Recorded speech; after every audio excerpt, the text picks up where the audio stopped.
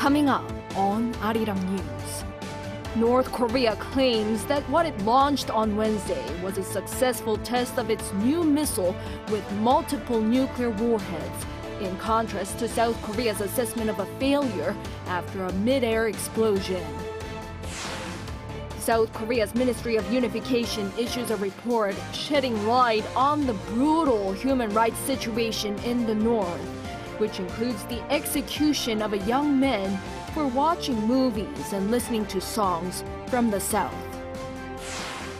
Going green is in the global spotlight, and that's no exception at one of South Korea's biggest motor events, the Busan International Mobility Show. This year, affordable and accessible models take center stage.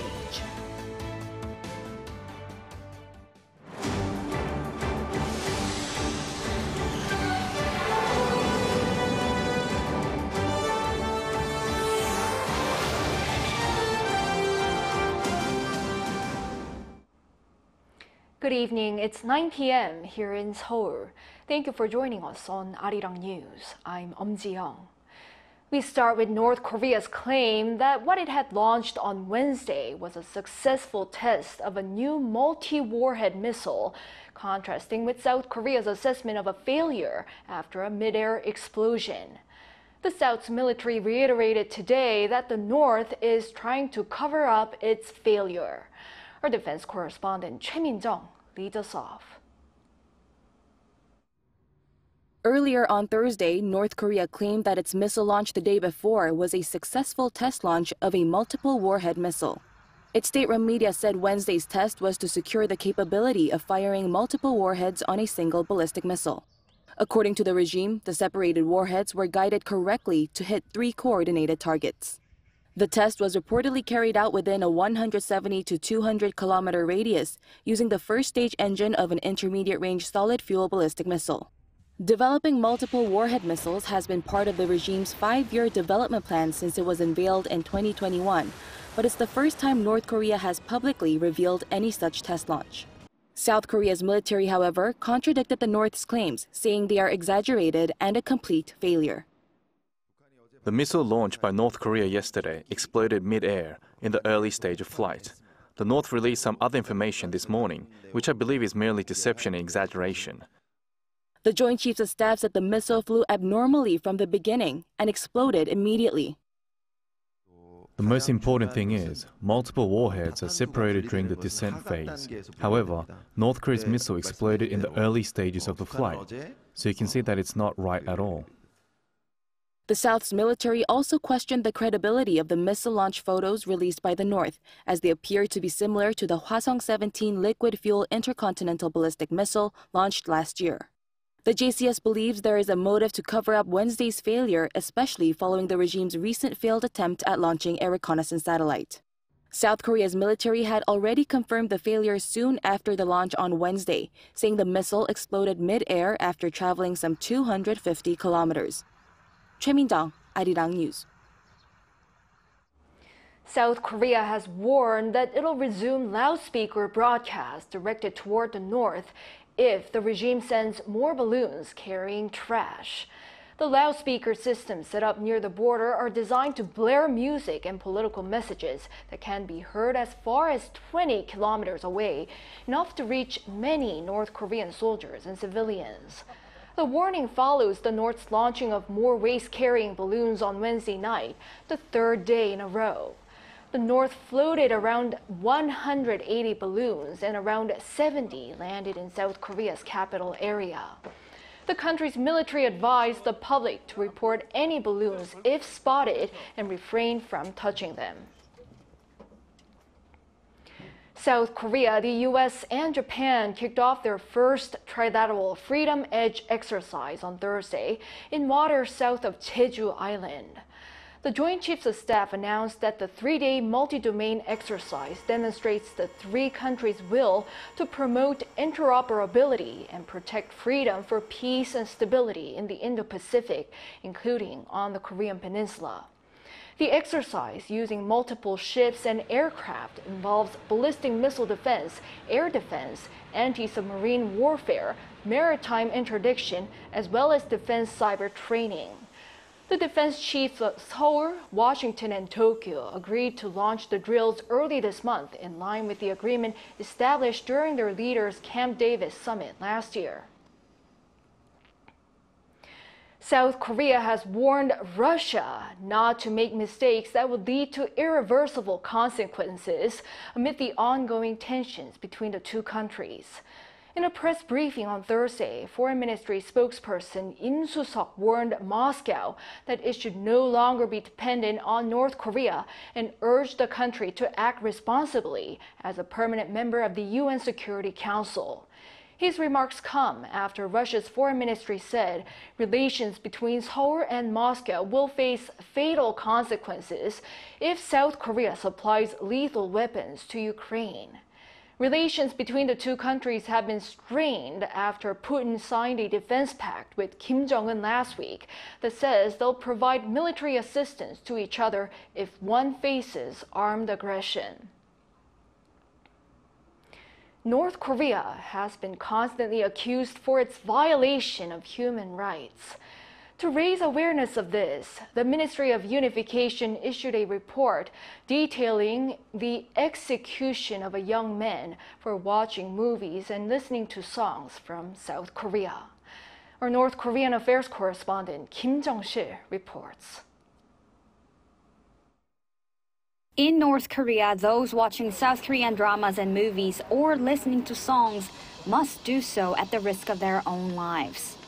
For the first time, the Ministry of Unification has made public the record of an execution of a person violating North Korea's law on rejecting reactionary thought and culture.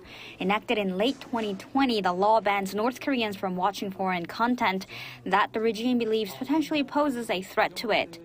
The ministry released its latest report on the human rights situation in North Korea on Thursday, and it included the case of a 22-year-old male being executed for violating the recent law. A defector who witnessed the execution said the young man was put to death for listening to 70 South Korean songs and watching 3 movies, according to charges read out before the sentence was carried out. He was caught in possession of the South Korean material and was also charged with distributing the content to 7 others. New testimony from 141 North Korean defectors this year, added to that from 508 defectors in 2023, confirms the continuity of North Korea's human rights violations. 2 defectors, a mother and her daughter in her 20s, came to the South late last year and spoke to reporters on the same day the report was released. They said they had to escape the North because they were on the verge of death due to a financial crisis and extreme surveillance and interference by some younger watchdog members of the regime's Workers' Party. Actor Yoo Ji-tae was named an ambassador for promoting North Korean human rights. About 20 years ago, I was filming a movie based on a North Korean novel, and when I was in Mount Kumgang for shooting, the staff from the South and North were using the same language, but it felt so different that it made me feel sad. I later learned that there are serious issues regarding North Korean human rights. I want to do everything in my power to help. The ministry plans to promote the report to raise awareness both inside and outside South Korea. Kim Jung-sil, Arirang News.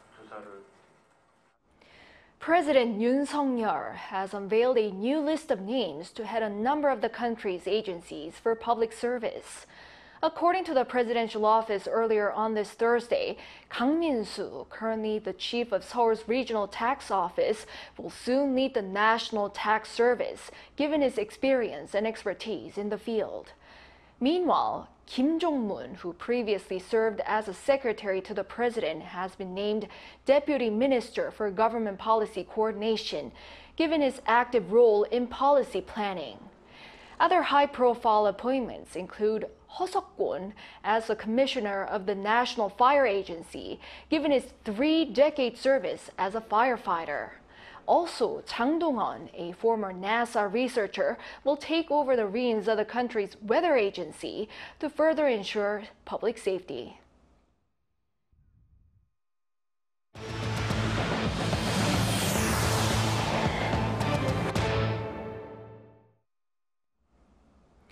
The identities of all 23 people who died in Monday's fire at a lithium battery factory in Hwaseong have been confirmed. Among them, 5 were Korean, 17 were Chinese, and 1 was Laotian. The Gyeonggi Nambu Provincial Police, in coordination with the National Forensic Service, confirmed the DNA results and notified the families. The fire broke out after a series of explosions at a battery factory located in the city of Hwasong in Gyeonggi-do Province. Starting today, professors of medicine at Severance Hospital, one of the 5 major hospitals in Seoul, went ahead with an indefinite walkout to protest the government's expansion of the medical school quota. They will, however, still cover essential emergency and intensive care areas, but outpatient services will see a major curtailment of appointments. Hospital management say that there has only been an appropriate 10% drop in services so far. Meanwhile, professors at Asan Medical Center will join the walkout next Thursday, although professors at 3 other major hospitals have decided not to participate in the collective action at this time. The government once again called for a dialogue with doctors to address the conflict. Today, the Nat'l Assembly held a plenary session to elect the remaining leadership posts of standing committees, finalizing a formation of the 22nd National Assembly after a month-long wrangling. Our political correspondent Shin Ha-young has the details. After weeks of bipartisan wrangling, the rival parties have finally decided on how to run the 22nd National Assembly for the next 2 years. The Assembly held a plenary session on Thursday to select the 7 remaining Assembly Committee chiefs, as well as a Deputy Speaker from the ruling People Power Party. The plenary session was called through an agreement between the rival parties. We apologize to the public for the concern caused by the delay in forming the committees. All 7 committees among 18 are now chaired by the PPP lawmakers, including Kim Seok-gi, who will lead the Foreign Affairs and Unification Committee. In foreign affairs and security, there's no party divide. As committee chair, I'll address pending issues, focusing on national interests and policies to enhance South Korea's global role. The PPP on Monday accepted the 7 standing committee chair positions proposed by the main opposition Democratic Party, which holds the majority. It is customary to divide the 18 standing committee chair positions in proportion to the number of seats held by each party, which would make it 11 for the DP and 7 for the PPP. The PPP had been calling for negotiations on which party would chair the Legislation and Judiciary Committee, as it is a key assembly panel with the power to approve bills before they are put to a plenary vote.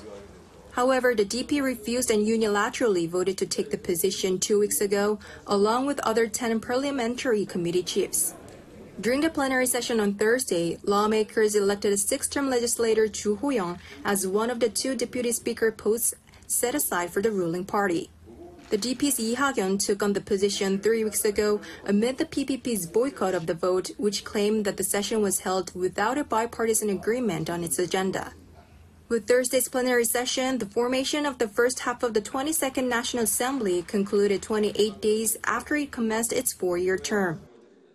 Now that the parliament is ready to return to work at full scale, a 3-day Q&A session on matters of national interest is scheduled to start on Tuesday.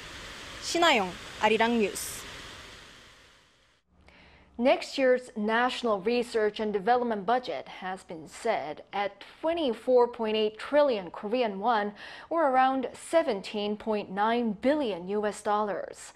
This is according to the Ministry of Science and ICT, as the plan was finalized during the Presidential Advisory Council on Science and Technology held on Thursday. Over 2 billion US dollars will be allocated to the so-called 3 major game changers, including biotech, with the aim of enhancing global leadership and competitiveness. This reverses the first budget cut in 8 years, this year sparking criticism from the science community.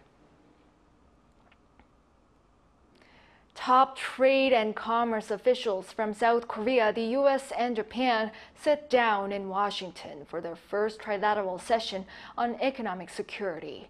Our Park Gun-woo covers their discussion. Industry ministers of South Korea, the US, and Japan in their first trilateral meeting have agreed to strengthen their cooperation on supply chains and economic security. The meeting in Washington, D.C. on Wednesday local time was held between South Korea's Minister of Trade, Industry, and Energy, An Deok-kun, and his US and Japanese counterparts, Gina Raimondo and Saito Ken. This was a follow-up meeting after the leaders of the three countries decided at Camp David last August to hold these ministerial meetings.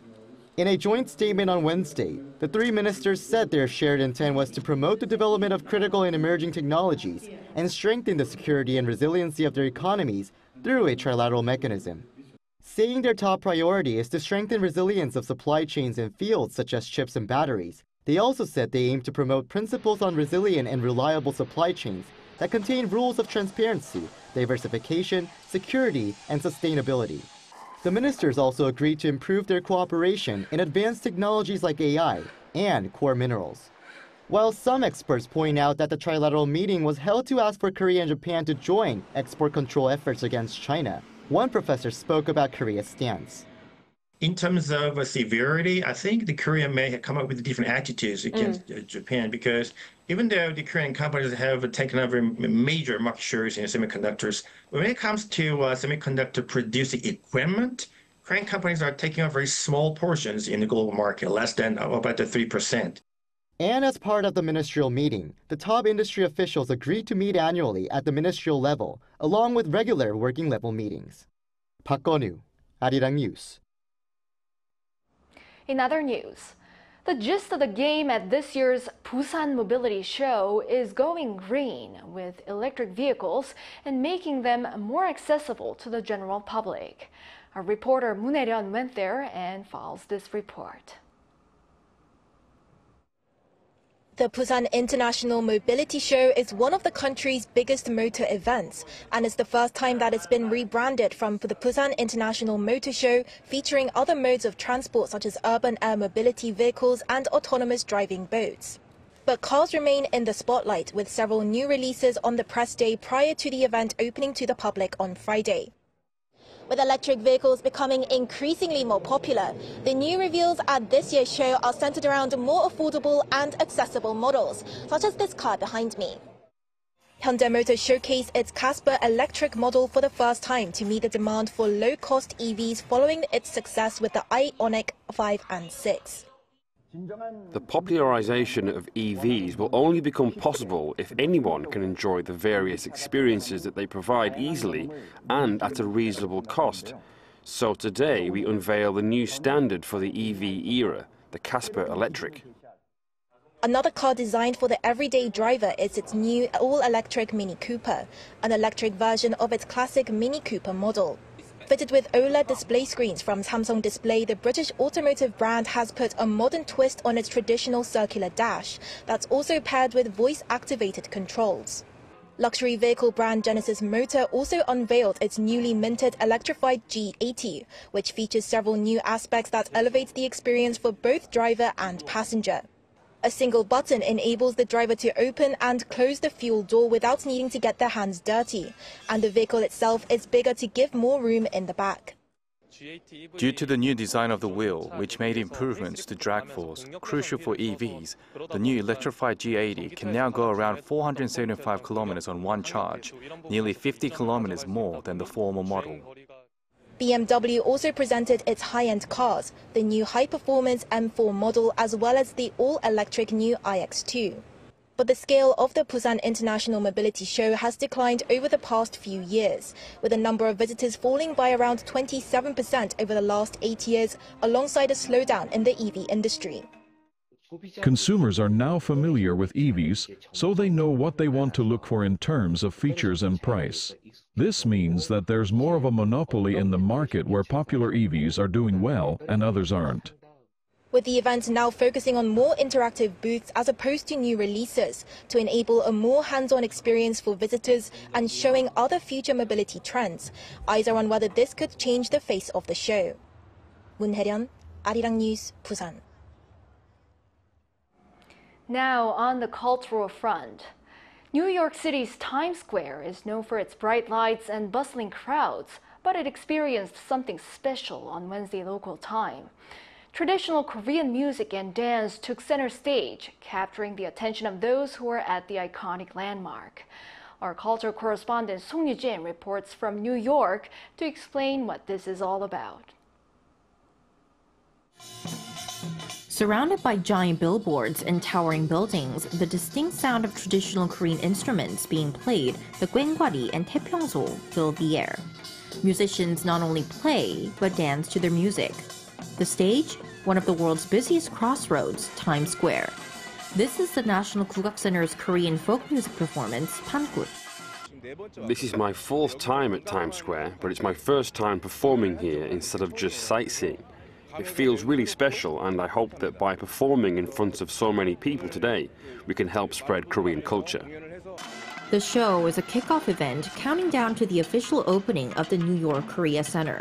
Described by the Culture Ministry as a comprehensive hub of Korean culture, the Korea Center brings together the overseas branches of the Korean Cultural Center, Korea Tourism Organization, Korea Creative Content Agency, and the King Sejong Institute under one roof. Currently, there are 5 branches in Los Angeles, Shanghai, Tokyo, Beijing, and Paris.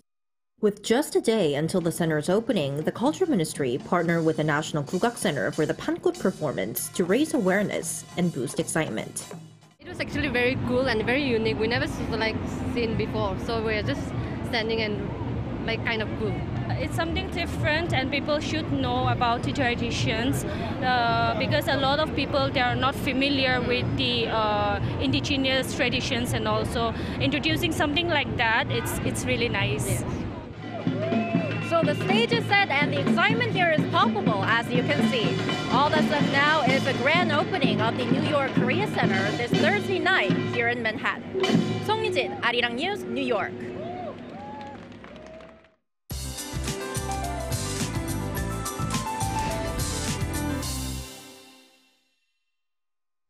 The daytime temperature in Seoul rose to 32 degrees Celsius today and will rise up to 33 degrees tomorrow, temporarily showing heat wave levels again.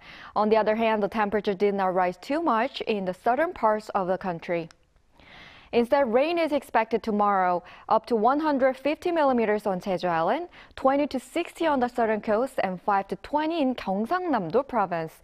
On the weekend, the whole country, including Seoul, will be in the rainy season. Tomorrow, Chuncheon and Daejeon will start off at 19 degrees. Highs will be topping out at 32 in Daejeon and Gwangju, Busan 28 degrees. The first rainy season this summer will begin in the central parts of the country during this upcoming weekend. That's all for Korea. Here are the weather conditions around the world.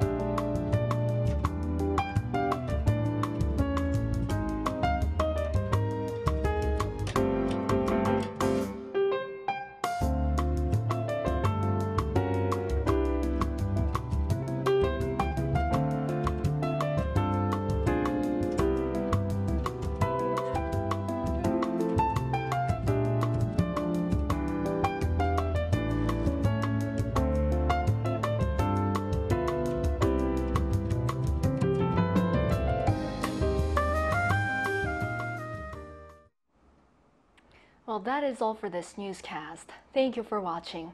We'll be back shortly at 10 p.m. with the AI headline news. Good night.